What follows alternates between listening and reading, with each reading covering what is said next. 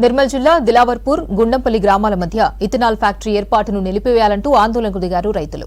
దిలావర్పూర్లో 61వ జాతీయ రహదారిపై వంటవార్పు కార్యక్రమం చేపట్టారు. దీంతో అల్లర్లు జరగకుండా భారీగా మోహరించారు పోలీసులు. నిన్న కూడా ఫ్యాక్టరీ నిర్మాణ పనులు ఆపాలంటూ రైతులు, గ్రామస్తులు ఆందోళనకు దిగారు. ఇదే సమయంలో ఫ్యాక్టరీ దగ్గర పలు వస్తువులను ధ్వంసం చేసి స్కార్పియో కారుకు గుర్తు తెలియని వ్యక్తులు నిప్పు పెట్టారు.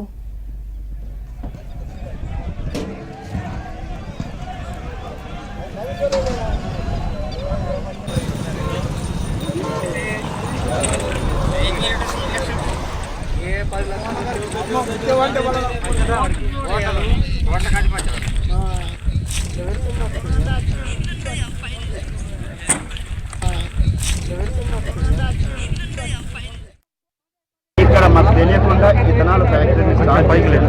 దానివల్ల చాలా ఇబ్బందికరంగా మాకు పరిణమిస్తుంది. కారణం ఏంటంటే ఇది మా గోదావరి పరివాహక ప్రాంతము, మా డెల్టా ప్రాంతము సారవంతమైన భూములు దీన్ని డిస్మెంటల్ చేసేసి మొత్తం నాశనం చేస్తుండ్రు. ప్రతి రైతు మేము అగ్రికల్చర్ మీద డిపెండ్ 70% అగ్రికల్చర్ మీద డిపెండ్ అయి ఉంటాము.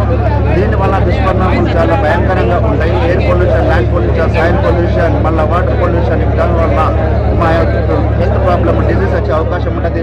మేమందరం హాస్పిటల్ పాలయ్యే అవకాశం ఉంటుంది. సంబంధిత అధికారులు దీని మీద చర్య తీసుకోవాలి, క్షుణ్ణంగా పరిశీలించి చర్య తీసి ఇచ్చిన అనుమతులు ఏవైతే ఉంటాయో ఆ అనుమతులను రద్దు చేయాలని చెప్పేసి గ్రామ ప్రజల నుంచి తరఫున నేను డిమాండ్ చేస్తున్నాను. దిలావర్పూర్ గ్రామ ప్రజలమైన మేము ఈరోజు ఇథనాల్ ఫ్యాక్టరీకి వ్యతిరేకంగా ఇక్కడ ఉద్యమం చేయడం జరుగుతుంది. మేము అనేక రకాలుగా నిరసన కార్యక్రమాలు, ఆందోళన కార్యక్రమాలు నిర్వహించడం జరిగింది ఇప్పటివరకు. కానీ ఇప్పటివరకు కూడా ఎటువంటి నాయకుడు కానీ, ఎటువంటి రాష్ట్ర ప్రభుత్వం నుంచి కానీ మాకు ఎలాంటి రెస్పాన్స్ అనేది రాలేదు. సో దానికి ఆందోళనగా మేము నిన్న ఇథనాల్ ఫ్యాక్టరీని ముట్టడించడం జరిగింది. అలాగే ఈరోజు వంటవార్పు కార్యక్రమం ద్వారా మా యొక్క నిరసనను తెలియజేయడం జరుగుతుంది.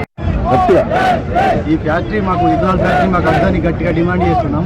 ఆ ఫ్యాక్టరీ పెట్టేది జాగా 3 పంటల మధ్య సారవంతమైన భూమి, అడవి జంతువులు ఉన్నాయి. 1 కిలోమీటర్ దూరంలోనే మొత్తం జనావాసాలు ఉన్నాయి. ఈ ఫ్యాక్టరీ వేరే దగ్గరికి తరలించాలని కోరుతున్నాం. బలవంతంగా ప్రజల మీద రుద్దాలని చూస్తుంది. దీన్ని గ్రామస్తులు తీవ్ర స్థాయిలో వ్యతిరేకిస్తున్నారు. ఈ ఫ్యాక్టరీ పనులు ఎట్లయినా నిలిపివేయాలని, దీనివల్ల ప్రజలకు అనారోగ్య సమస్యలు వచ్చి భవిష్యత్తులో క్యాన్సర్ లాంటి విష రోగాలు వ్యాప్తి చెందే అవకాశాలు ఉన్నాయని, ప్రజలు పండించే పంటలో నీళ్ళలో కూడా కలుషిత జలాలు చేరి పంట కాలుష్యం జరిగే అవకాశం కూడా ఉంది.